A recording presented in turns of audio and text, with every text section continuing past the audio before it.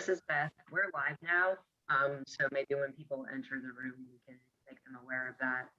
We'll start the meeting as soon as we have a quorum of 4. Thank you.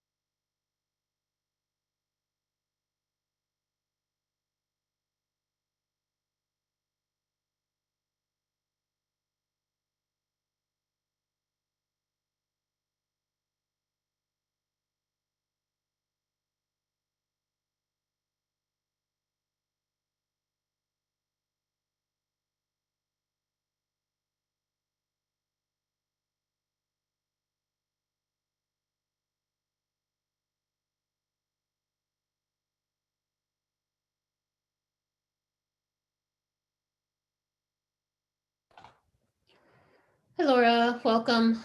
We're live already on YouTube, but we're still waiting for one more member to join, so we have a quorum. I see. Thanks, Lacey.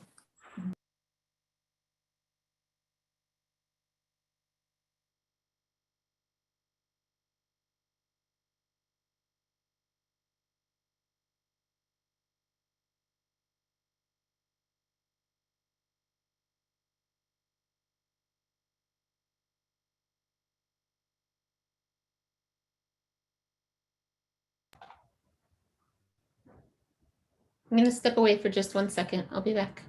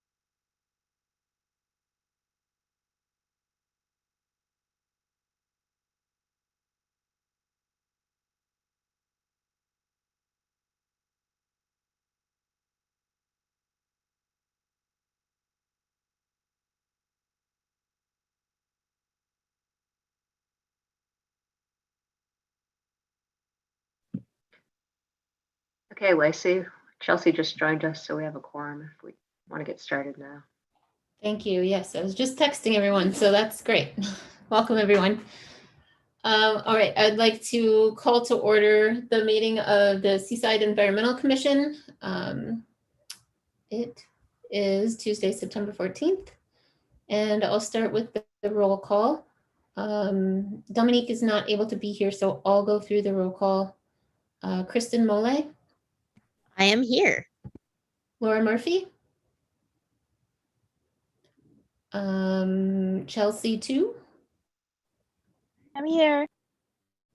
Mariana del Valle Prieto Cervantes. And Timothy Randazzo. Okay, we have a quorum.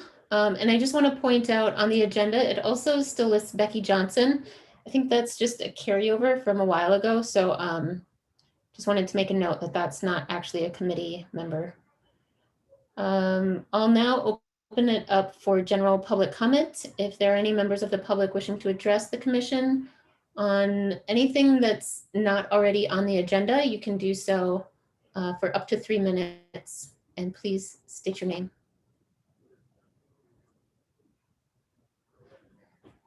Beth, since Dominique is gone, are you able to see if anybody? We have 2 people on, but neither is raising their hand. So if you have a public comment you'd like to make, please use the raise your hand function. I don't think there's public comment at this time. Thank you. Next, we'll move on to the approval of minutes from the August 10th meeting. before I open it up for a motion, I just wanted to make a comment that we had made a motion from the notes of the last meeting to move the discussion on water to this agenda, and that just slipped my mind. That was my error. So on this agenda, one of the action items that's reflected in the minutes didn't get carried over to this meeting. So I apologize. But one of the other motions did, so now our agenda has been updated to say Environmental Commission rather than committee, so that's great. Any other comments on the minutes or a motion? I move that we pass the minutes from the August meeting. And I second the motion to pass the minutes from the August 2nd meeting. Okay, since this is a Zoom meeting, I think I have to do a roll call vote for any action, so I will do a roll call vote. Kristen Mole? Aye. Okay. Laura Murphy?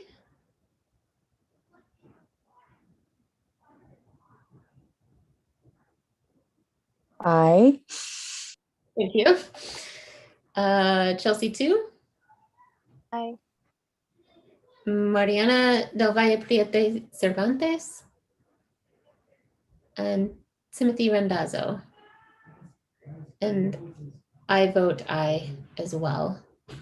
So the minutes pass unanimously. We'll move on to business items. The first item is a presentation from Ernesto Altamirano, who's our communications and community engagement specialist. And he's going to be chatting with us about social media. And I think Ernesto is joining us, but doesn't have video. I think that's correct, right, Ernesto? That's correct, Lacey. I'm here at City Hall. Okay. And unfortunately, I don't have a camera yet. I'm too new. Just ordered the laptop. We're happy to have you, even if it's just a voice for now. So please go ahead. Yeah. Certainly. Well, first of all, it's a pleasure to meet every one of you. Laura, I had the pleasure of meeting you when the new soil was coming at the park. And I'm thrilled. I'm thrilled to be part of the city of Seaside, have the great honor of working with Beth Roca. And she was telling me, well, since the plan is for Seaside businesses to go plastic-free and styrofoam-free on March 1st, 2022, we were talking about perhaps launching an educational campaign to start to create awareness, within the community. So we had we created some slides to start to share them on social media. I don't know if it's possible to move to the little. These are like little graphics to start to put like on the Facebook and Instagram. And I have to say that even though I handle social media for the city, what you're doing for Sustainable Seaside is amazing. I see that you have a great following, the way that you interact, the way that you post. So just kudos to you as a team for doing that. So yeah, these are just some ideas to start to kind of like give a heads up of what's going to be happening that have to do this one. For instance, this first slide, it's to tell people, well, plastic reduction in Seaside starts with you. So if you're ordering takeout, well, you have the chance to say no to utensils and condiments. And here we are putting like the announcement that, hey, Seaside businesses will be going plastic-free on 3/01/2022, and you can make a difference in Seaside by joining the clean side. So that's kind of like the hashtag we want to get going, hashtag clean side. And of course, these are just drafts. These are just drafts of things that I thought, oh, well, maybe these are something that I can present to the commission. And of course, your insights will be extremely valuable For instance, Beth was saying how we can start to create some posts regarding to frequently asked questions of let's say plastic reduction, styrofoam reduction. So these were just things that I thought of myself, but of course they can be changed and enriched with your opinions. For instance, the other one was about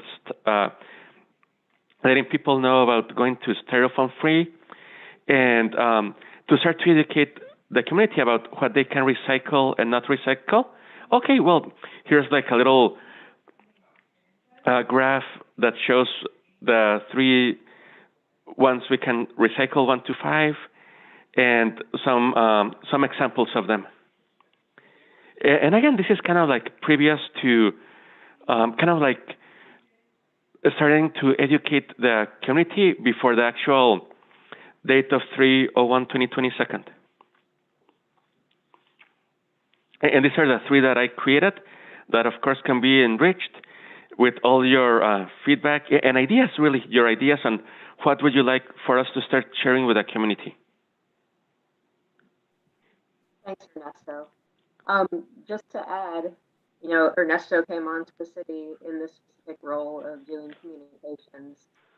And we've talked about a lot on the Environmental Commission of how do we get messages out and what can we do as a commission versus, what can the city step up and do. So with the ordinances passing regarding plastic reduction in the city or elimination in the city, I thought it was an interesting time to meet with Ernesto. So we have 2 things on this agenda today. This is one. We also have litter reduction, and then we also have an update on the RFQ that we put out for a consultant to do outreach to the businesses.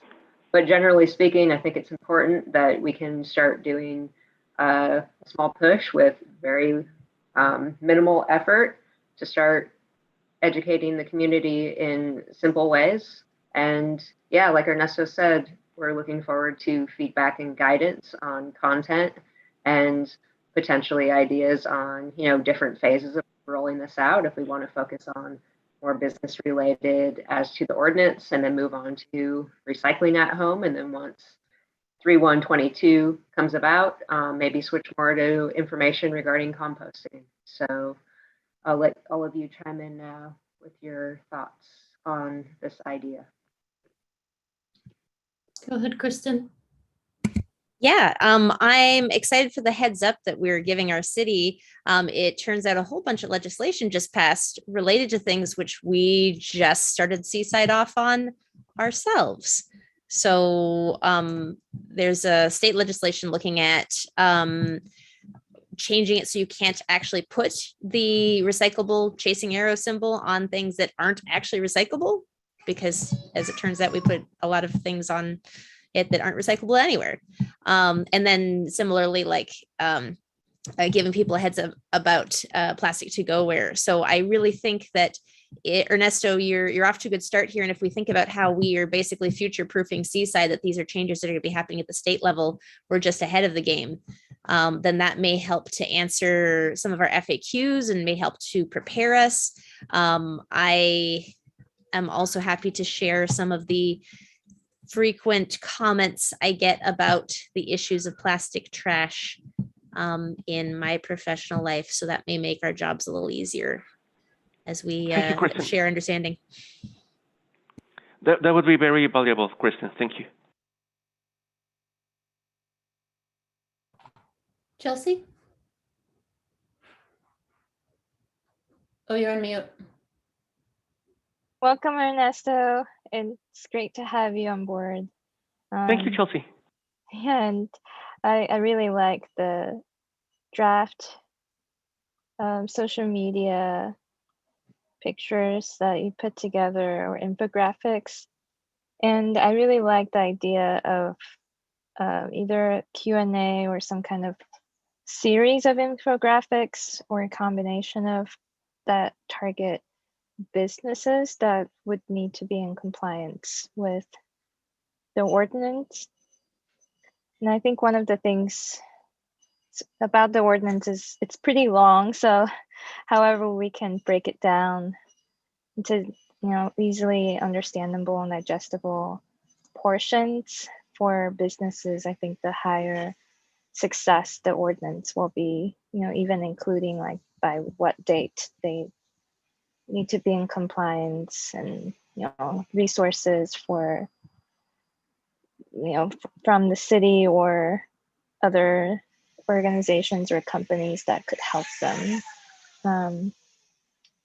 achieve compliance or purchase alternative materials. That's a great idea, Chelsea. Like you mentioned that the ordinance is long. Okay, so we can break it down, let's say, in easier to digest nuggets of information. Thank you. That is very valuable. Thank you. Ernesto, I also just echo the warm welcome that Kristen and Chelsea provided. It's so wonderful to have someone in your role doing this. Thank you, Lacey. The city. Yeah, I'm really, really excited that you're here, not just to support the implementation of the PIP4, but so many other things that we want to engage with our community on. I think in regards specifically to the PIP4, I think these ideas are great. I think the hashtag clean side is really cool. We'll get to this later in the agenda when we talk about the update to the RFQ.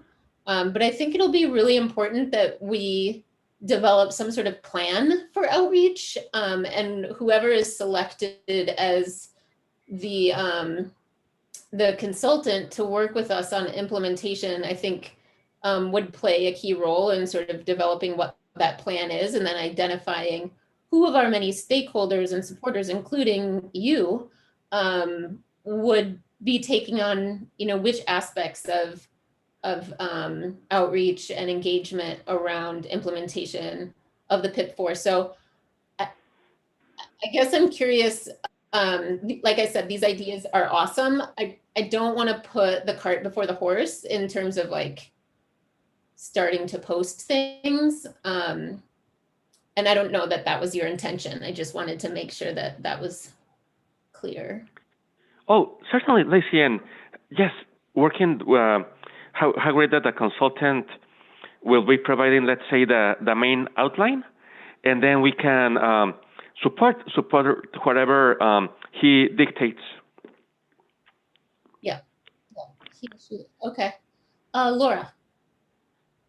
I just wanted to get my voice in there as well. And as Ernesto mentioned, we were able to meet already. And likewise, very, very glad to have communications outreach person to work with, and appreciated the follow-up from Lacey.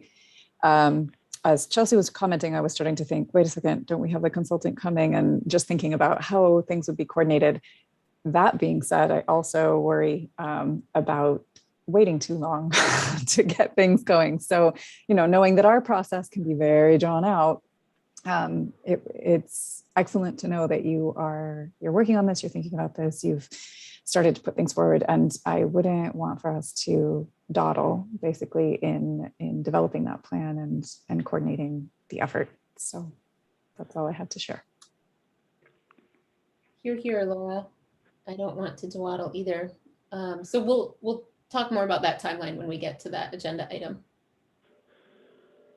Any other questions or comments for Ernesto?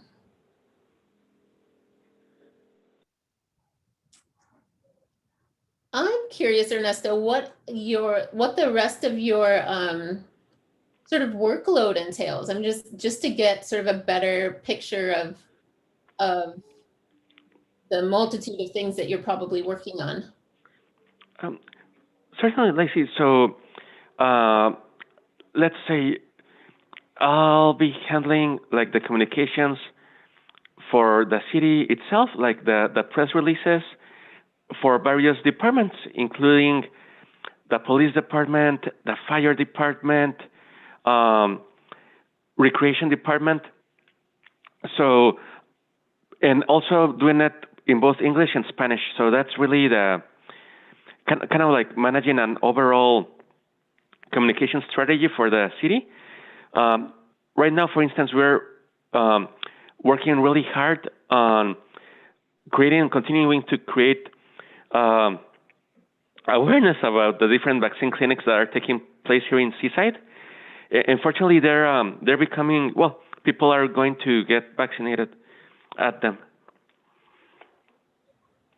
So yes, let's say pretty much helping each department on their communication outreach in both English and Spanish. That would be like the main scope of this position. Okay. Right. In addition to all the Instagrams and Facebooks and stuff. Yes, like that. Certainly, like for instance, there's now an official City of Seaside Instagram, and I invite you to follow us. We created it about 2 weeks ago. You can please follow us at City of Seaside on Instagram, and I'll also be posting like on the fire department's Instagram, on the Facebook, on the Twitter. So yes, handling all those communications, and sometimes very, very specific, like, okay, this one applies more like as a city hall announcement that doesn't have to be on the fire department's social media, let's say. Mm-hmm. That's great. It sort of leads me to another question, again, that's not related to the PIP4, but I shared with this group the a community meeting around Campus Town last week, and I found out, yeah, I found out about that from the NAACP email listserv. And so I'm wondering too, for people who aren't on social media, like myself, it's not because I'm not cool, I just don't get into social media. I rely on emails. So is there still like an email listserv or something that we can make sure that we are a part of if we are a little old school when it comes to social media? Okay. Oh, that's something really great to consider to start to create it. Because, for instance, we do, well, all this information we do post it on the website. We send out press releases. But yeah, like you mentioned, perhaps you're not online that much, which is very understandable because, hey, it can be overwhelming to have all that information. And sometimes it's even like, I don't like it. But yeah, currently there's nothing built for that, but that can be something that can be explored certainly. Okay.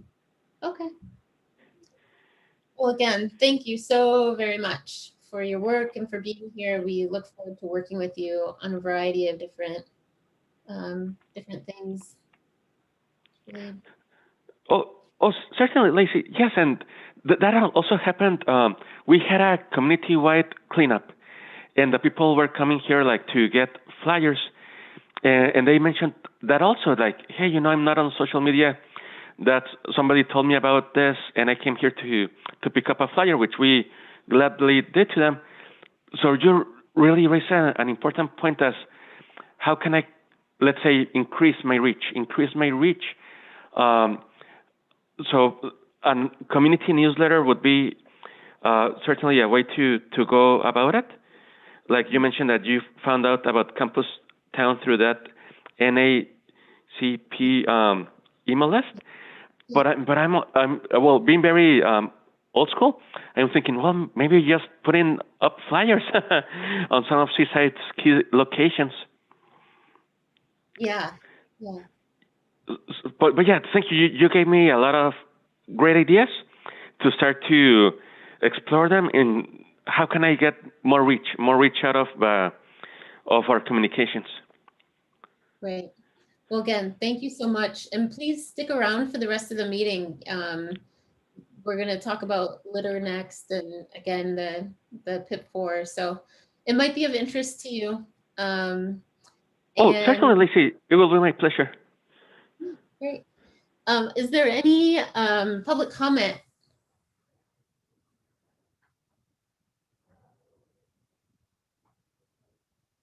I don't see a hand raised, Lacey. Thank you.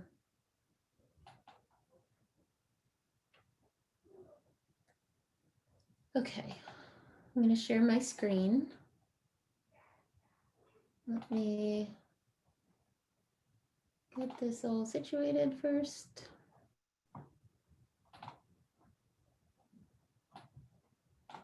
Sorry, hold on.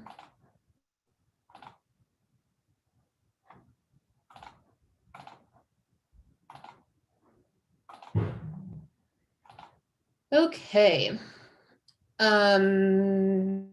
So litter has come up multiple times on our commission. It came up during the PIP4 development, and a variety of other conversations. So I took the liberty of putting together a little presentation, and then I thought we could maybe have a discussion on potential things that we could do to address litter. And, you know, one of the, I think, encouraging pieces that came out of the council presentation on the PIP4 was the mayor's comments about the city's responsibility in addressing litter and just recognizing how much of a problem litter is. The PIP4 is a great policy, and it does do some to integrate litter, but whether materials are compostable or recyclable or trash, if it's litter, and that has an impact on our community. And the situation is that there's just too much litter. These photos I took about an hour ago. I literally walked 2 blocks around my house, and it didn't take long to find these photos. So it's prevalent, and it has a lot of consequences for our community. Some of the impacts include sort of reflecting and reinforcing low civic pride. There's obvious environmental impacts, especially when we're near a major waterway at like the ocean. Having litter is also sort of a ramification of systemic racism and poverty. And while it might not be as direct or sort of point A to B, there really is a correlation between underprivileged communities and the amount of litter that is found within them. And I think there's often an unfair assumption that for these communities, they're lazy or poor or dirty, and it sort of connects all of those with communities of color. And that's really unfortunate because it's putting a very inaccurate and oversimplified explanation on something that actually is quite more complex and systemic than just A to B.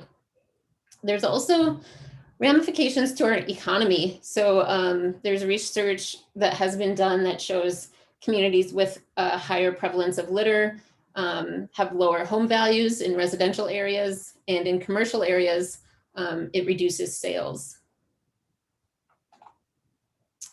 The causes of litter, this is not based on any sort of scientific research or study. This is just sort of my own brainstorm and thoughts. So you may have other ideas as well. Some of it I think is accidental. I don't think everybody in our community is just going out and throwing litter on the streets to throw litter on the streets.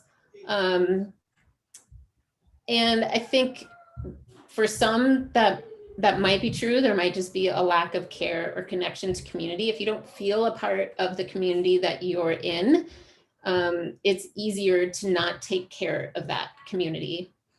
And I think that is also sort of harkens back to what I was saying about marginalized communities. If you don't feel cared for or valued as a person, it's often quite common to not reflect that care in how you treat the community that you're in. There's also a lot of to-go-ware. This shift in social norms of everything being easy and convenient over the last 50 to 70 years of shifting our society from reuse to convenience. There's also perhaps a financial hardship or right sizing of bins. Let me fix this typo. It's bothering me. Oh, I can't. So this picture is actually taken right across the street from my house where there's a multi-unit dwelling. But I think it's really common to drive past and see a lot of overflowing bins. And when bins are overflowing, there's a lot of birds that come in and start picking these apart, and that causes a lot of litter and trash. And it just falls out of the bin if it's overflowing. Also, if you've ever seen the street sweepers go through the community, you'll probably notice that they don't actually reach the curb. So they kind of weave in and out of parked cars. And in a community like ours, where there is a lot of on-street parking, that can be a problem. And we have a lot of housing, a lot of dense housing in Seaside, which can lead to accumulation of stuff and people living in cars and storing items outside. So that can also contribute to litter.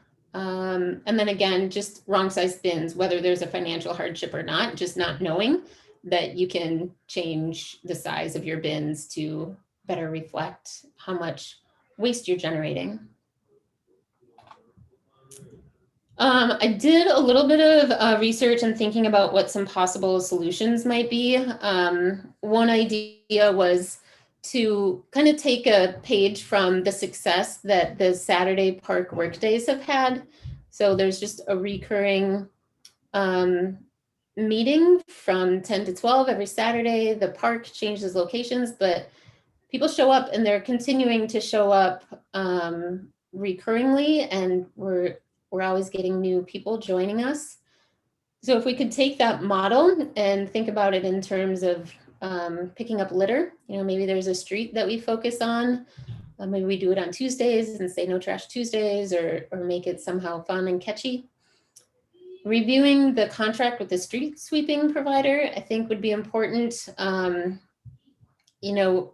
If we're paying for them to do something, what we're paying them for should have the intended purpose. So rather than just saying, well, I went down this street, so I can check that box, did the work actually have the intended purpose? And maybe there's streets where it's not worth having a street sweeper go through, but somebody going through with a broom. The PIP4, as I mentioned, one of the policies that went through when we passed the PIP4 included an element of having businesses collect litter from sidewalks and parking lots at least once per business day. There's also a lot of examples of positive campaigns to support civic cleanliness.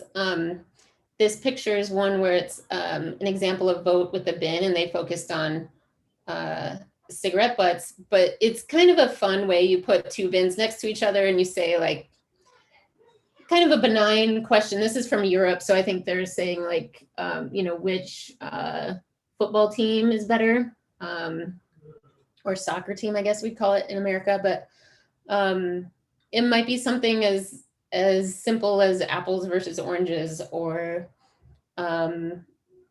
beach versus forest, and you put the piece of litter in whichever you want to vote for. And it's just kind of a fun way to stay engaged.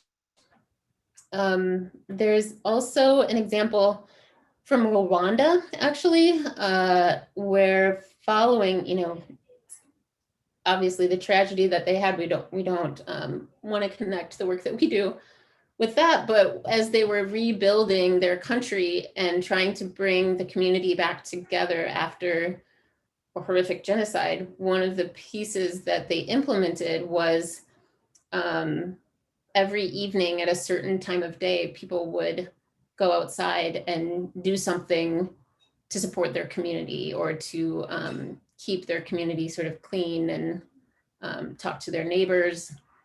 So they might paint a fence together, they might pick up litter, a variety of different things.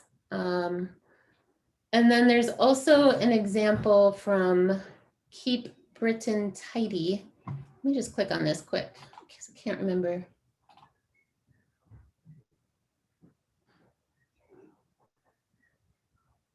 Oh, litter ambassadors. I thought this was kind of a fun idea. And I think there are folks in Pacific Grove that do something similar where they collect litter along the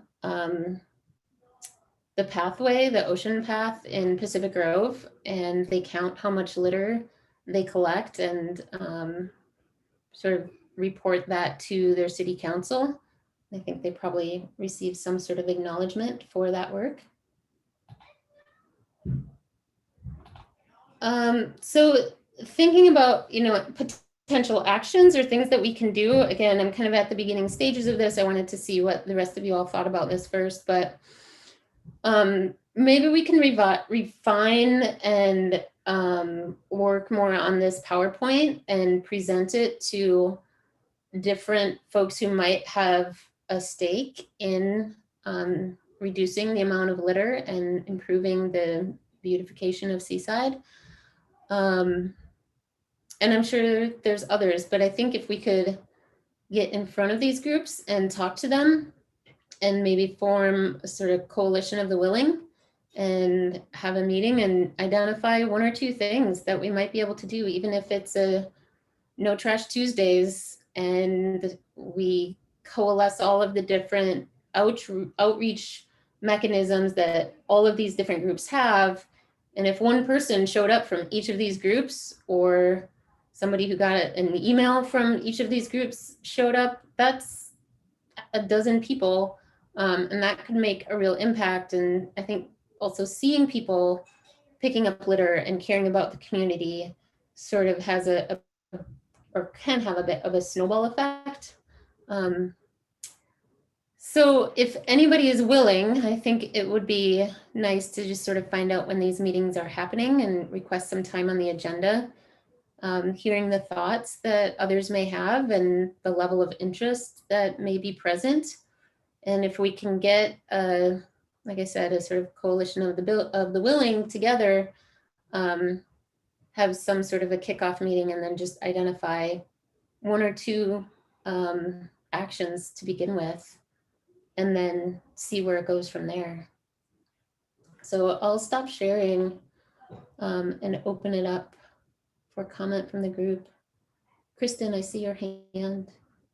Yes, you shared something that reminded me of something that could be very helpful with this neighborly interaction, and a lot of the litter isn't actually intentional, and the bins are very full. So, so back in the day, I actually did a little trash survey for a class that I had to do, and there was actually more litter on my street after trash day than there was before, because it would just fall during the manipulation of the bins, especially with these overfull bins and maybe not having the correctly sized bins. So I was thinking it might be a great way to make this a more neighborly thing and less of a gosh, our place is so trashed kind of an action. If and also recognizing that street sweepers won't fix it.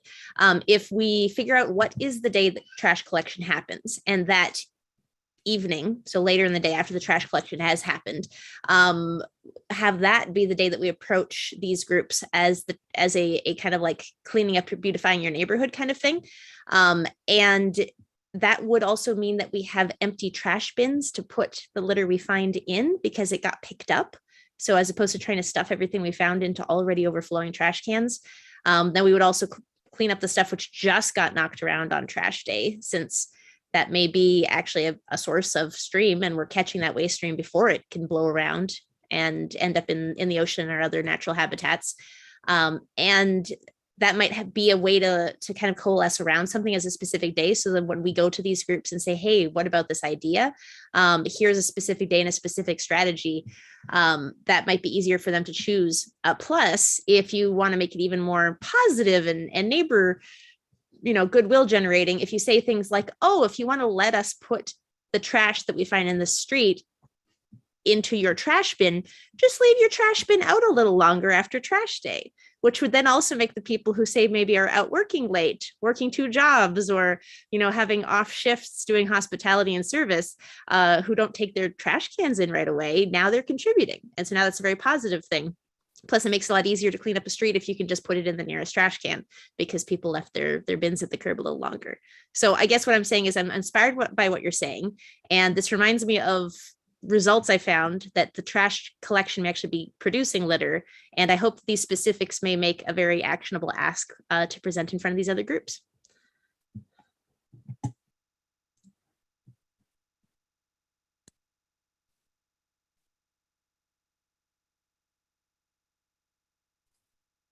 Lacey, you're muted. Shall I go ahead? Did you have comments? No? Okay. Sorry, I was saying, go ahead, Laura. I appreciated some of Kristen's ideas. I appreciate you bringing this forward. I'm all about it. You know how eager of a participant I am on the park work days, and I think creating that space, that venue, that opportunity, and then inviting people to come along is how the park work days have become successful, right? Just having a consistent body that is present. And so I know you, Lacey, myself, and many other people that we've met around our neighborhoods that already do this on their own. They're already out there picking up litter on their walks and on the beach and wherever we find ourselves, and feeling like a part of a larger body that's motivated towards a greater mission, I think would be motivating for more neighbors as well, and would feel good for those of us that are already committed to this kind of practice. I like to see that you have blue zones listed because I think that they have a big reach and the kind of capacity to coordinate something like this. I really like Kristen's idea of having a set time for neighborhood by neighborhood, because trash day is different in different parts of the town, but that creates a really coherent plan, right, for people to be able to participate. And everyone remembers when trash day is. Right, exactly. Exactly. It's straightforward. And through that, maybe partnering with the Green Waste, or I think that's our trash collection service. They send out, of course, communications to their customers on a regular basis. And so that might be an opportunity to jump in on that mailing or that outreach, and announce this type of initiative. So it's exciting, and I would be happy to participate. Thanks, Laura. Any other comments or questions?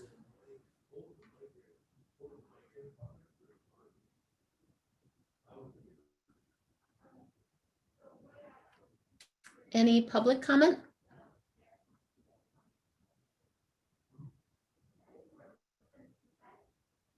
Two public comments on this one. Dan Nielsen, you are allowed to speak, so go ahead.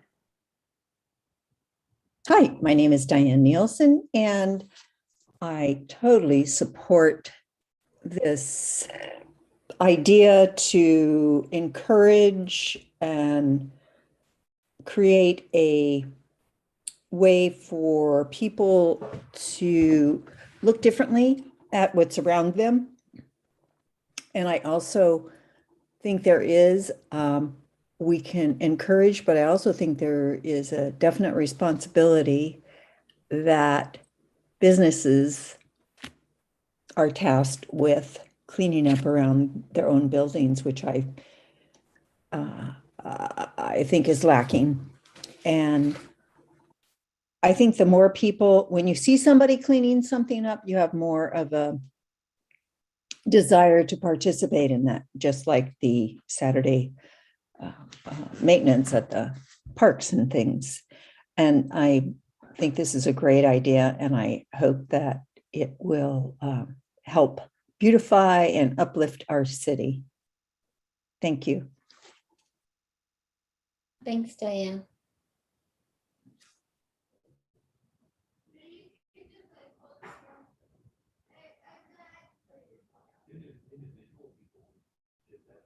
Hi, can you hear me? Yep, go ahead, sir. Hi, Sarah Haller. Thanks for letting the public speak. The campaign, I've thought about that for so long, that on your trash day, the evening of your trash day, if you could convince the neighbors just to pick up in front of their house would just be a great start. And maybe reaching out to the kids, like hit some of the lower grades, because I feel like if we could get the kids interested in it, maybe they would convince their parents. I live on Kimball, and I've lived here long enough where there used to be 2 trash cans in between, Tweed and down by the dog park. And now there are no trash cans. And so, I probably tried with the wrong people, but tried to get our last city manager interested in providing some trash cans. So, as a commission, maybe that's something you guys could take on. I don't know. But down by the dog park, of course, there's trash cans inside the dog park, but I'm speaking of outside because it's a bus stop for a lot of kids and high traffic area. And, I see poop bags all over when I walk my own dog, but because people don't have any place to put them. So I would like to see our city with more trash cans. So again, thanks for letting me speak. Thanks, Sarah. I appreciate your comments. Your comment also helped me realize we should maybe add MST to this list of potential people to reach out to. I don't know what their policy is on having trash cans at their bus stops. It seems like they're at some, but maybe not others. So maybe they have a specific policy that might be a potential partner. All right. Well, if anyone wants to help me identify when all these different groups are meeting, I'll send out this list and maybe this whole slide presentation in the notes. And if that's something that you're willing to do, again, maybe it's just, I think the first step is finding out who's meeting and when they're meeting and how to get on the agenda. So y'all can respond to that email if you want to help with that. And we will move on to the next agenda item, which is water. Again, I apologize. This totally slipped my mind. So we don't have anybody here from the city to talk about some of the water reduction efforts. But if the committee would like to discuss it in general, we can just have some open comments. If not, we can maybe move it to the next meeting.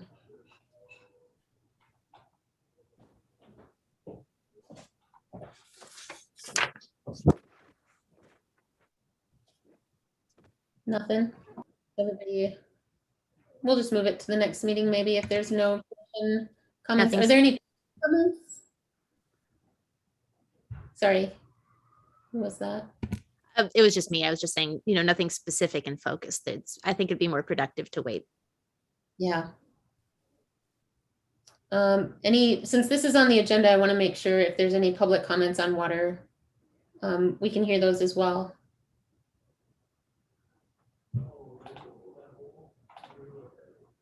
Okay. Hands are raised, but let's give them a second. Use the raise your hand function if you want to make a public comment. Okay. We're good to continue. Okay, thanks, Beth. The next business item is the PIP 4 RFQ update. Beth, do you want to start or do you want me to?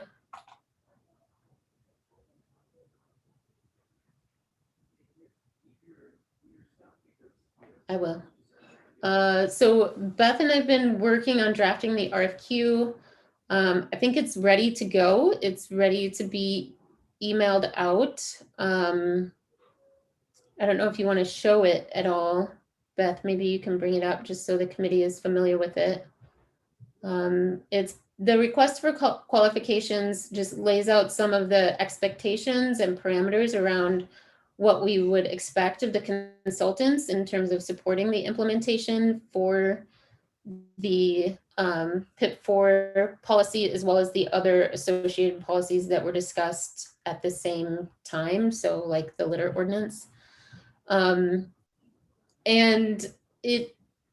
does request that they lay out some, like a plan for how to go through implementation, give some specifics about what's expected in terms of creating a website, reaching out to businesses through a variety of means in multiple languages. That might include direct mailing to businesses and phone calls and in-person meetings when appropriate to businesses, and then also outreach to customers. So it might be a mailing to customers in Seaside. And there are also some elements, thank you, Beth, that talk about one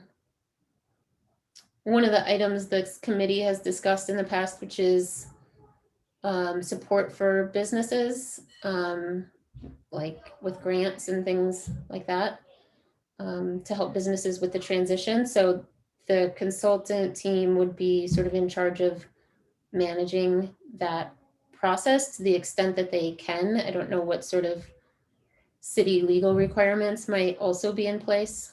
And then coordination of community groups. So as we were developing the policy, there were a lot of community stakeholders, Surfrider, Monterey One Water, Save Our Shores, Sustainable Seaside, that were all willing to sort of pitch in and help with the implementation.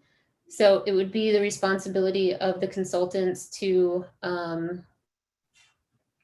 sort of coordinate all those different stakeholders and make sure having consistency in our communication, and even to the extent of like using the same type of language and coloring. So there's, like I said, consistency.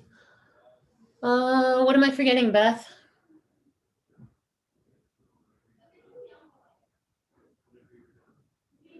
Do you have the document up where you should review some of the dates? I have the publication date, the closing date and time. So we did post it on the website yesterday, and closing date is almost a couple weeks out on 9/24.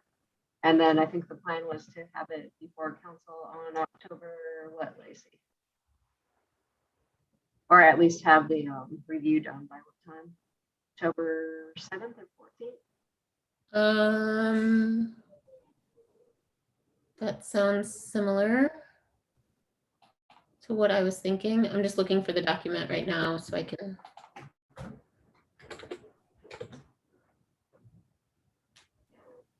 Here we go. Did you have it? Yeah. It's right here in number 3 schedule. What? I'm sharing my screen. You can see it. September I can't. really. I can only see your email on the screen. Oh, really? Yeah. Okay, I'll just. Maybe you're just sharing the tab. September 13th, city release direct view responses are due September 24th. We can't hear you, Beth. You sound like you're underwater. Yeah, sometimes I have issues here. So what were the dates? Release on September 13th. Responses due September 24th.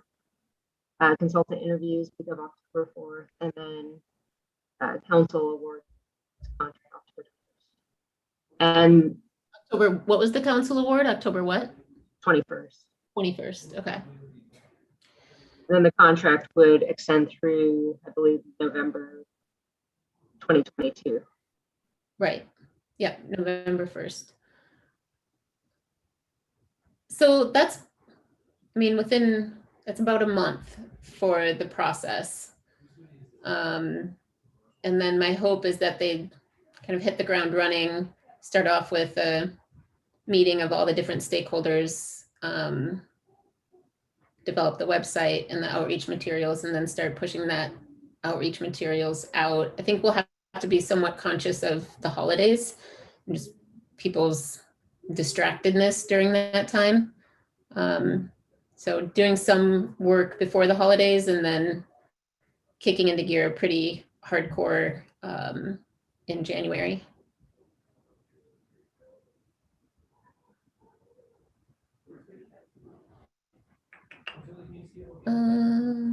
Any questions or comments?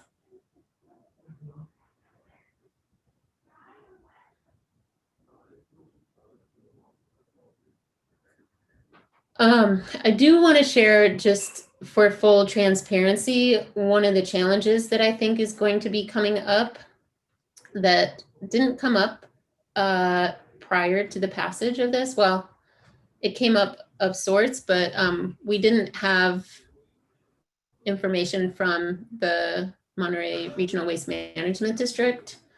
And that is in regards to compostable ware. So when compost is starting to be accepted residentially in January of this year, they will be collecting food scraps in your waste bin, essentially your like yard waste bin. So all of that yard waste and food scraps will be combined, but they're not collecting compostable ware. So I think we're going to have to be really careful about how we communicate with businesses. I don't want to encourage businesses to switch to compostable ware that isn't accepted by our facility. And so I think that will just be an important thing to navigate when we're doing the outreach and when we're talking with businesses and with customers. Yeah, Laura. That's a complicated topic, and I'm glad that you brought it up. It reminded me there is also currently an active outreach and education campaign targeted at agricultural businesses so that these types of compost products that might include some scraps of compostable ware that went through an industrial process might be accepted for use in agriculture, which is of course going to be the only significant outlet for all of this oncoming compost, but we're not there yet. Certainly not locally, definitely not locally with our fresh produce industry in Monterey County. So I just wanted to add that that's part of the issue there, and it might be a very tough row to hoe and long ways for us to go. So thanks for bringing that up. I think it's going to definitely complicate our outreach. Yeah, and there's a regional plastics coalition group that met yesterday.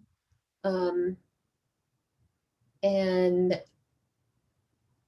we brought this up on the call, and I think focusing on reusables is really important. And I'm glad that our policy really supports reusables. That is really tricky right now with COVID. You know, our the California State Health Department, of course, still allows it and supports businesses who want to do that, but businesses aren't required to accept reusables. There's just guidelines provided for those that do. So that's going to be tricky, but I think ultimately that's the most important piece to focus on, because as I've shared with this group along the whole process, you know, compostable ware is great from a life cycle perspective. You know, it's not petroleum based and all of these things, but it still generates litter. It doesn't break down if it ends up in our natural environment. And it's kind of kicking the can down the road, you know, going from single-use plastic to single-use compostable. The ultimate goal is really to just not have so much single-use items. So there's a subgroup of that Peninsula Plastics Coalition that will be thinking through how best to support a reusable system, and maybe even some economic opportunities that could come out of that.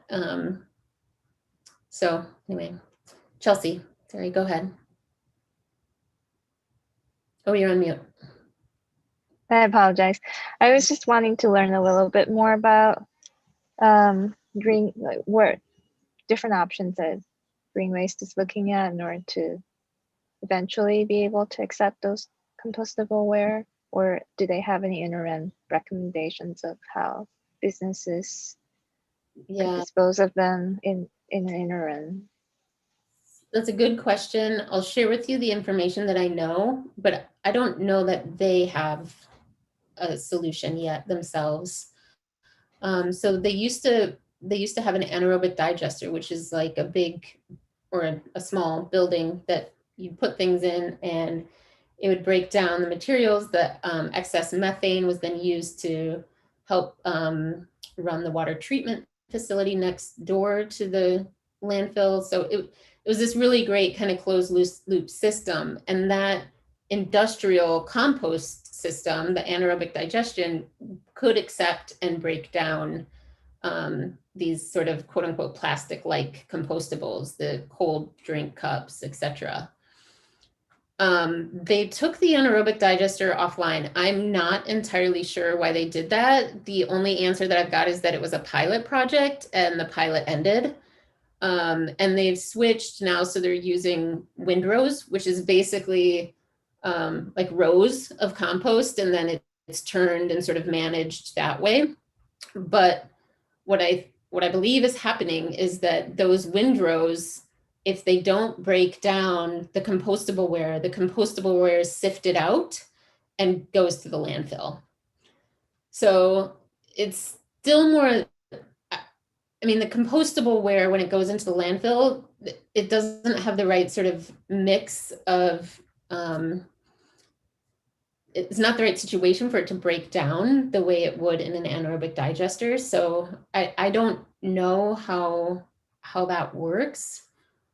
I've been told they are evaluating the economics of different options. So it might be they collect some of the compostable ware and ship it somewhere else where it does break down.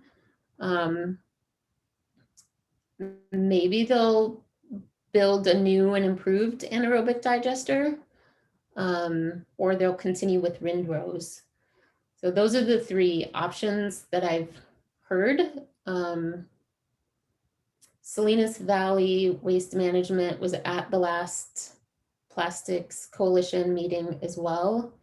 And they reiterated, I think, Laura, what you're getting at is that creating the market for this compostable ware to be accepted is like the other really important half of the coin. And it's difficult for growers who have leafy greens or ground crops to apply. They have to be really careful about the types of compost that they apply. It's a little bit easier, I think, for trees that have compost because there's not anything directly coming in contact with the soil, or grapevine, vintners, but that's the extent of my knowledge. That's really helpful. Thank you. Mm-hmm. Any other questions or comments? Any public comment?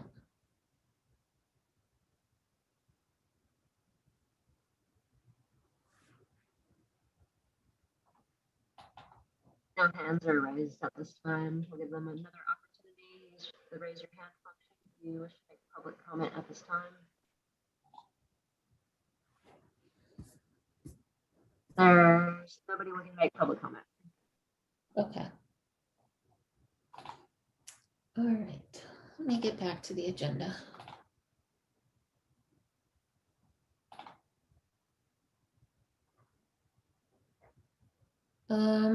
Reports from commissioners. Who would like to go first? I know Laura and Chelsea, you both have reports, I would imagine. Kristen, your hand's up. You can go first. Hey, I got a quick one. I just wanted to let folks know that several pieces of legislation related to plastic pollution just passed the state of California, some of which will make our lives easier when they go into effect, which there's of course no timeline on just yet. But SB 343 is one I'm really excited about. It is a first bill in the nation that eliminates putting the recycling chasing arrow symbols on those products that can't be recycled. So just like Ernesto was just looking at outreach for how to tell our community that they can't recycle certain numbers of plastic, for example, we're just going to finally just take the arrows off the things you can't recycle. So that's going to really help everyone's outreach efforts and also people's understanding of what is single use and recyclable. That was just a really big deal because it actually passed with no votes against it. So I think it shows that at least in California, we're really in a place where the tide is turning, like momentum is in our favor. So hopefully that sort of public communication will make our jobs easier as Seaside's city codes come into effect. We have a few more that have a few more procedural steps. AB 1276 actually requires that restaurants and food delivery companies only provide single-use utensils and condiments when customers ask. So I know that's very much in line with what we're talking about with our PIP4. And it just really shows that we were very forward thinking in this and has given everyone in our local community a heads up. So I'm pretty just happy that's been in line with us. AB 962 is paving the way for reusables, specifically kind of old fashioned glass beverage bottle systems. So that has a lot of steps. It's just an early stage. And then the last one actually relates to our previous topic. AB 1201 prohibits manufacturers from calling something compostable unless it meets specific compostability standards. I know this is something that we were struggling with our own definitions writing PIP4 because there was no definition. People could just say whatever they wanted. And so we had to write into Seaside City Code what counts as compostable according to Seaside. So the state also thinks that this is something that needs to be codified, what is actually compostable.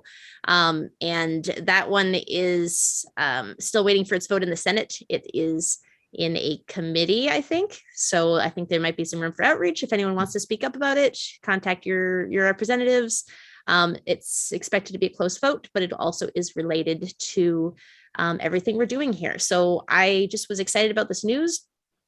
It's a big deal, and it really shows that Seaside is at the front of all this. Like, we did a really good job looking at what is going to be changing in California, and I think it's got us going ahead of time. So folks can feel very proud about that, and keep your eyes on the state versions to be implemented. So yeah, that's what I want to share. Kristen, Laura, do you have a follow-up question, or are you raising your hand to do your update? No, I'm just ready to follow. I have a quick follow-up question, Yes. if you don't mind. Hold on for 1 second. Yeah.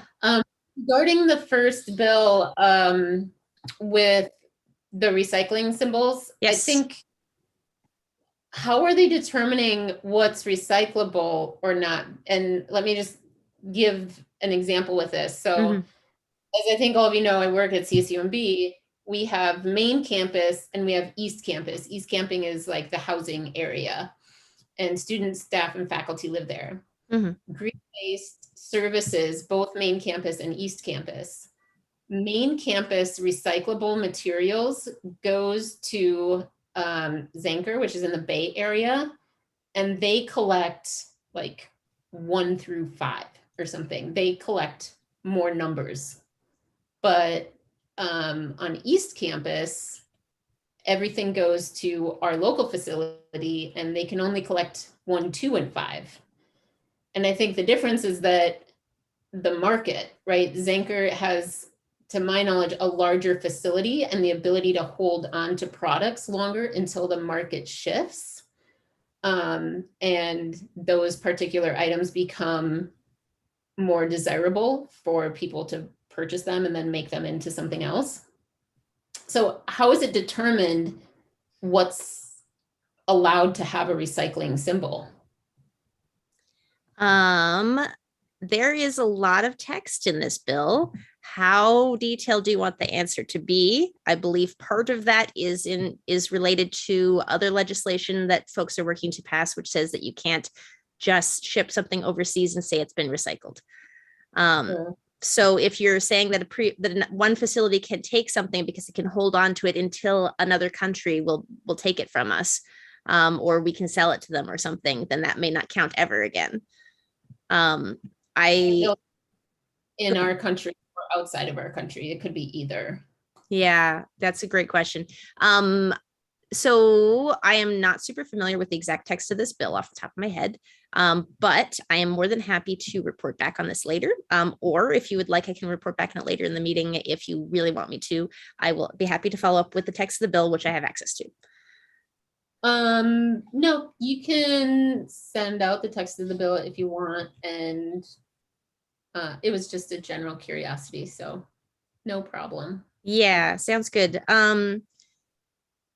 Yeah, they're looking at a number of aspects of it in the bill. I know they addressed things like transformative uses. So for example, using plastic as art does not count as recycling either, things like that. But I'll look that up and send it out. Thank you for your question. Any other questions?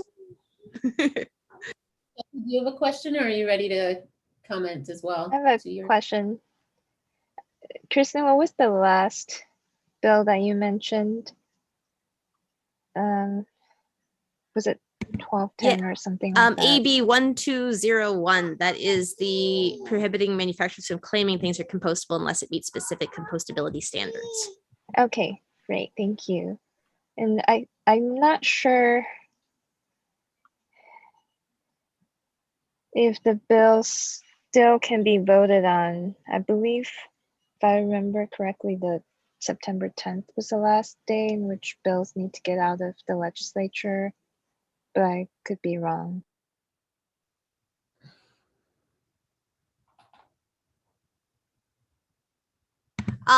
Great question. Last I heard that was in good shape, but I will follow up on that.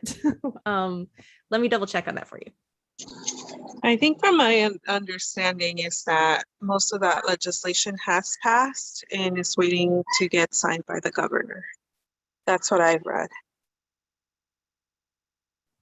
Okay. Great. And Yeah, actually, I'm just checking and it does look like it passed. Yeah, it might be that it had a procedural step that was separate from missing its legislative deadline. But thank you for asking about that. Thanks, Maria. Looking good. Okay, let's see, Laura, take it away. Okay, so for the Habitat subcommittee activities, as we've already discussed, our Saturday park work days hosted by FOSPA continue this coming Saturday, the 18th. We will be at Highland Otis Park. Simultaneously, the same day, I understand it's a coastal cleanup day, and there will also be an event at Laguna Grande Park, a cleanup. So many options this Saturday for bettering our environment locally. I also want to go ahead and quickly show you that we have promotional materials up for our park tour on Saturday, October 2nd. Hopefully everybody is seeing that now. So we've talked about this before, and it is coming along, the planning is coming along, and we will be having an open park tour. It's really a Sustainable Seaside that is kind of taking the lead on organizing this, but again, the same coalition of partners that have been involved in the parks all this year are coming together to make this happen. And so come on out, go to your favorite park, start there and go from there. You can see the website here, where you can get more information about the tour, everything that's on it. Register if you would like to, which isn't essential, but make sure to tell your friends and neighbors. Otherwise, basically everything revolves around parks and getting plants for the winter planting season. Big plans between November and February. And I've had some ongoing conversations about outside funding possibilities for additional plant materials to make sure that we're able to achieve our goals in planting all the areas that are planned for. And I think that's all I have for now. Thanks, Laura. Chelsea, did you have a question? I have a update and a question. The flyer for the October 2nd event looks fantastic, and thank you, Laura, for working on that with others. I know that at a previous meeting that I missed, that you all had discussed the potential for different businesses in Seaside to provide discounts as a way to help motivate people get out or provide people a reward for going around to parks on the 2nd. And I forwarded a response from other brother that isn't, they're interested in participating in however a way that makes sense and providing a 10% discount. And I think that I've sent that to Lacey, but I'm wondering if Laura, I should include that or include you directly in that exchange. Yeah, so Chelsea, thanks for bringing this up. I was planning on talking about it after you did. So that decision wasn't made at this committee. It was made at the pollinator event planning committee, which sort of is separate. And Laura and I have been going to that, and Kristen. Okay. At the last, so the original thought was that it would go on the passport, but at the last meeting, they decided to not do the passport just because of the capacity to develop a printed version. And I think an online version was maybe nixed as well. Laura, maybe you have more information on that, or Kristen, since I think Kristen was working on the online version. But that being said, I think there's still a way to have the generous support that Other Brothers is providing shared with attendees.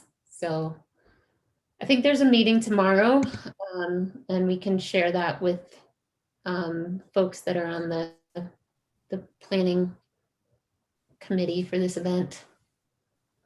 Yeah, That's there may be some way to get some word of mouth going. Like we could also have the folks who are at the locations, like hold up a sign that people can take selfies with, or something like, hey, I made it to the park, Other Brother, give me a nice cold beer or something. And so then that would be a non-physical item. But yeah, that's going to be another step. But I hope that we will still be able to take advantage of the work that you put in. Yeah. Yeah, I'm glad to hear about that clarification, Lacey.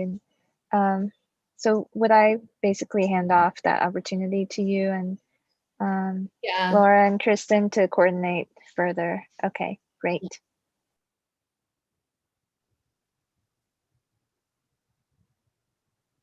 Laura Murphy. Sorry, Lacey, briefly, one last thing. While Ernesto is still here with us, I realized that the park calendar, we will be sharing during the tour, the calendar with the general public, but it hasn't really consistently been present in any one place where we could direct someone, oh, if you want to figure out which park we're going to be at on any given day, go look at such and such a place. A few failed attempts, I think, have been made, but maybe with a community outreach person such as Ernesto, we can finally make that live someplace more or less accessible and permanent. So I will follow up to make that happen. Can you send out that flyer too? Yes, I will. Any other commissioner updates? Chelsea. I'm getting used to using this raise hand, lower hand button. Awesome. Right. So for the Green Economic Recovery Subcommittee updates, I believe Timothy during the last EC meeting shared that the efforts for making the community fair pilot at Blues in the Park were underway, and since then life has taken a different turn for me, and I'm actually going to be taking personal leave and going abroad for the next 3 months. So I will unfortunately and sadly be basically stepping down in the meantime from in the Green Economic Recovery Subcommittee. Timothy is still a member of that subcommittee. And I believe that with the fair, Beth has circulated a couple of requests or a request from us a couple of times to see if anybody from this commission would like to be part of the Green Economic Recovery Subcommittee, and two, if so, if they would like to help Timothy in making the pilot happen. I think at this point, because we're already in the middle of September, our original idea of piloting the community fair with Blues in the Park on October 3rd probably won't be able to take place. I think we hit a couple of bumps where initially we reached out and had some interest with from produce sellers and a couple of other organizations. And I'm not sure if they have responded since, and time's just kind of ticking away in the meantime. So I think with all that, I'll just repeat my ask really again. The main one is to see if any of the commissioners here on the roster would like to join Timothy in the Green Economics Subcommittee.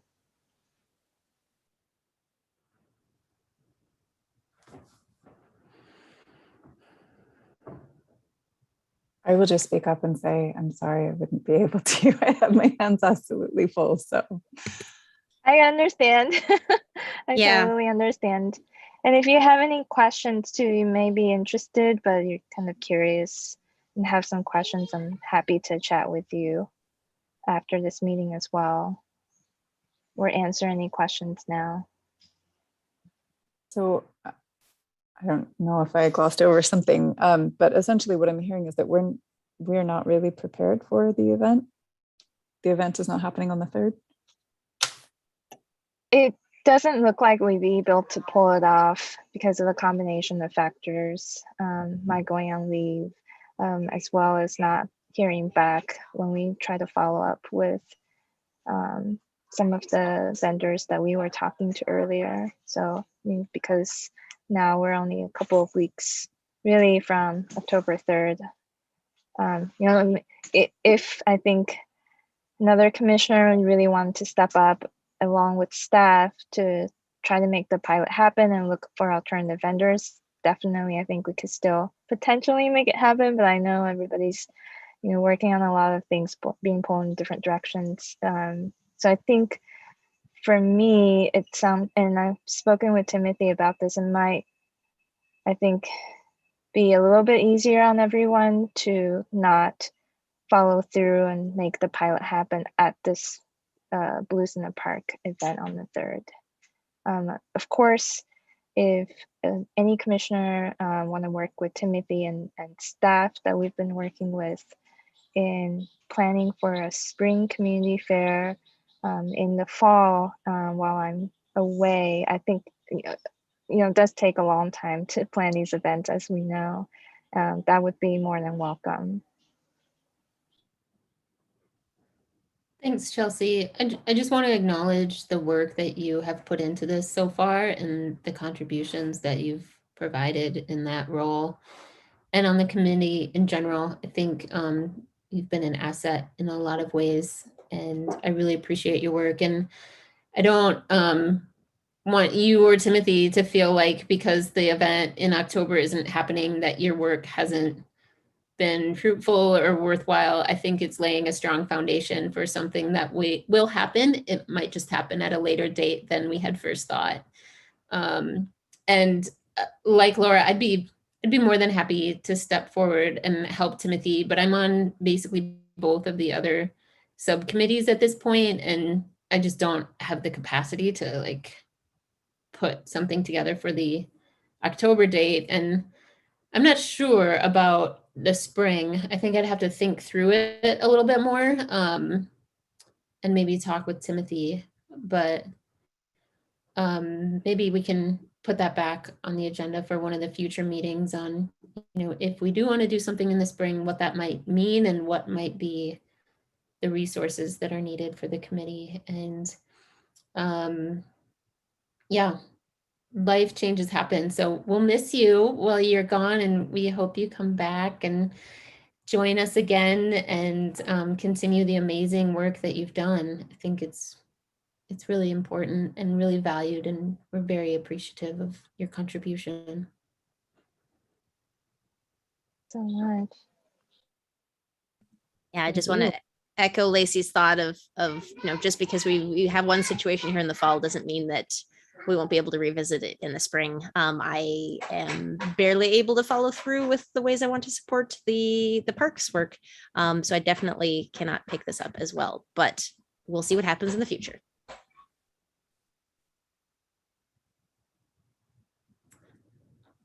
I think that leaves me in terms of reports from commissioners. Unless, Mariana, did you have anything you wanted to report on?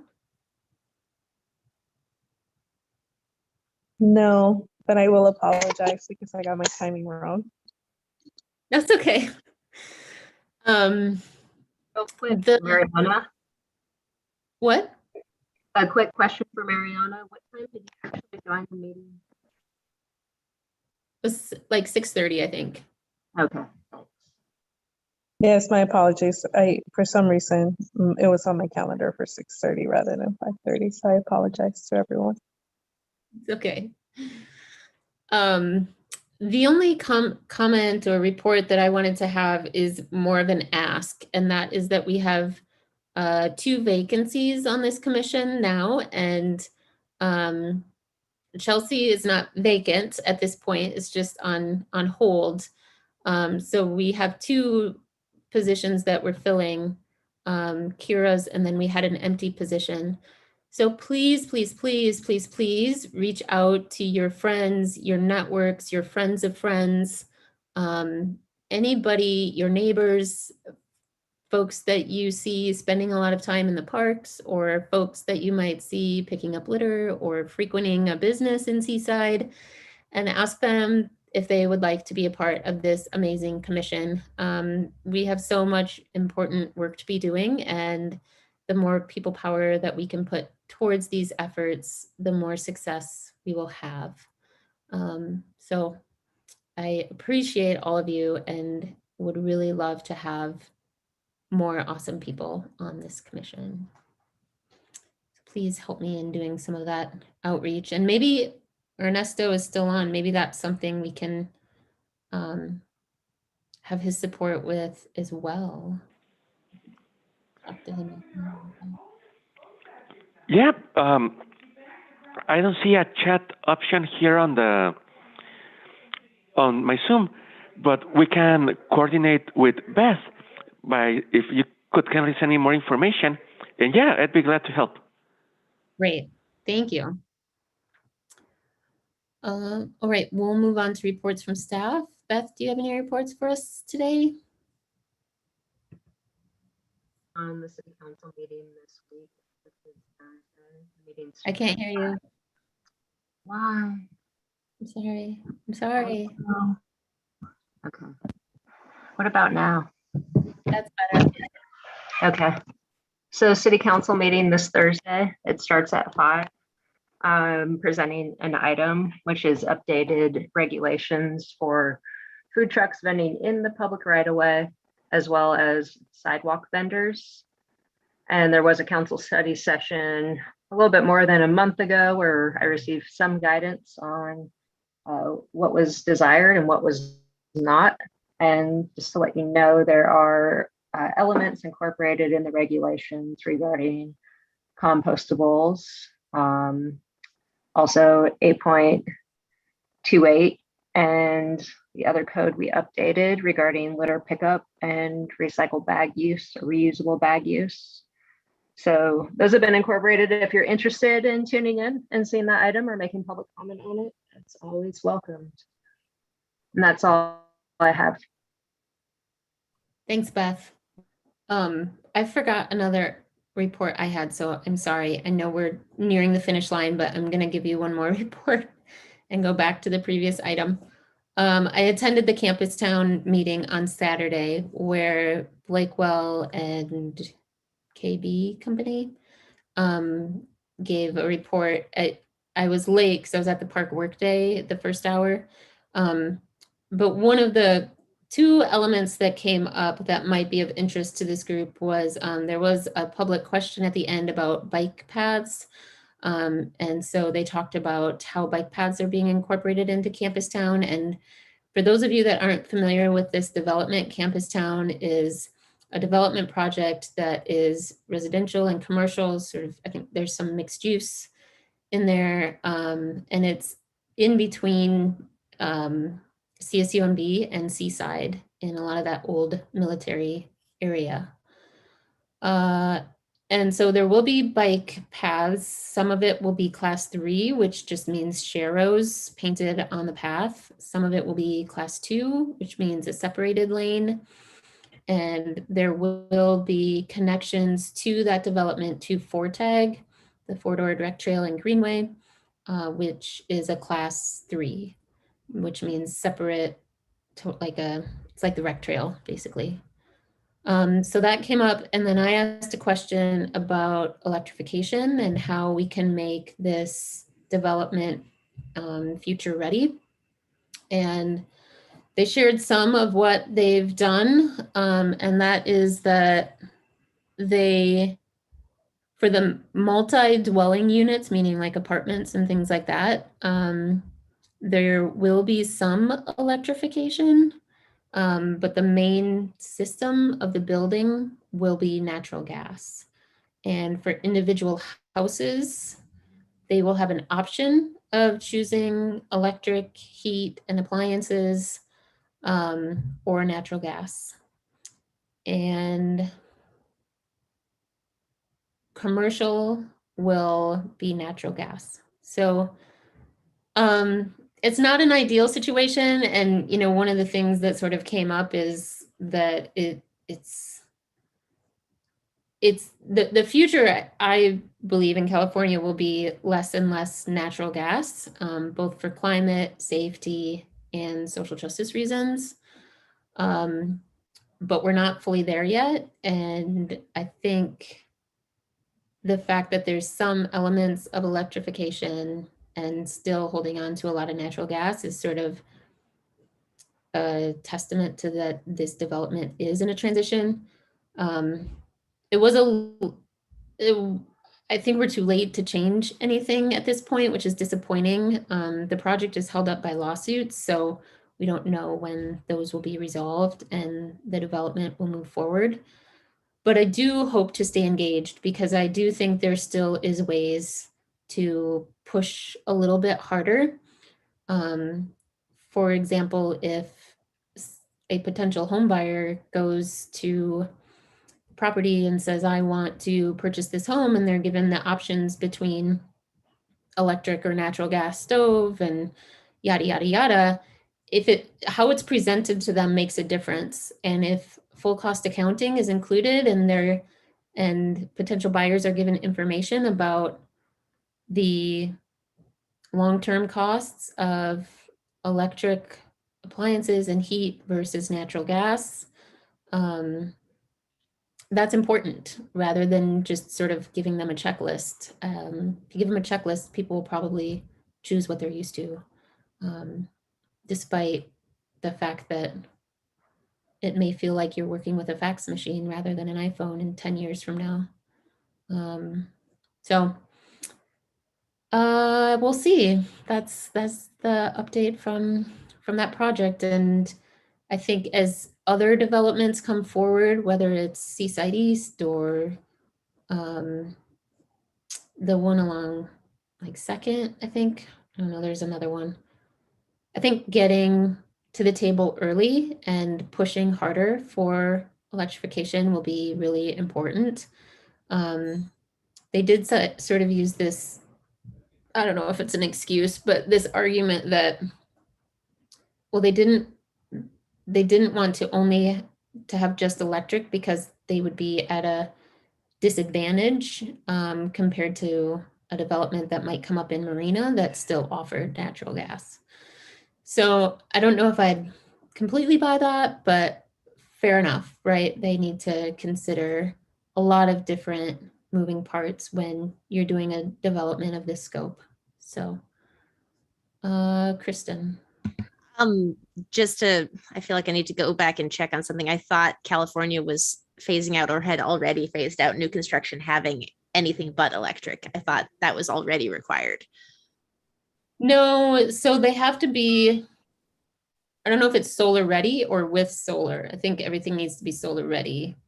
And I think everything, like there's certain levels of EV charging that needs to be put in, both for commercial and multifamily residential. But I don't believe everything is electric yet. I mean, Title 24, which is the building code, continues to be more and more aggressive in terms of climate change and responding to climate change. But I don't think we're there yet on full electrification. I could be wrong. I'd love to be wrong, but that was just the last I heard. I'm sure the developers know better than me. I'm just disappointed. I thought we'd already gotten past that. I know. Okay, I think that was our last report officially. So apologies for going back, but appreciate you all. Thank you all so much for the work that you do. Chelsea, have a wonderful break, and I wish you all a wonderful evening with your families and friends. And we will meet again on October 12th over Zoom. So everybody go